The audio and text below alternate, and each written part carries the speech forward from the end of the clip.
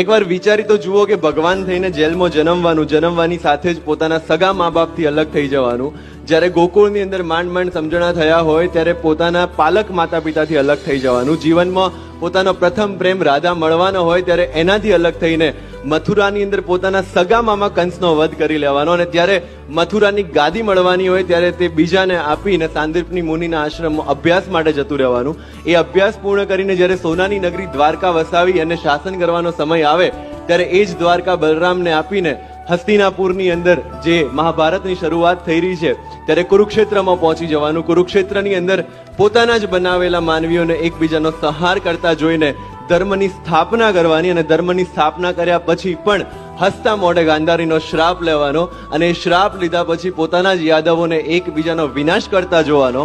અને છેલ્લે પોતે ભગવાન હોવા છતાં પણ એક પારધીના તીરથી સામાન્ય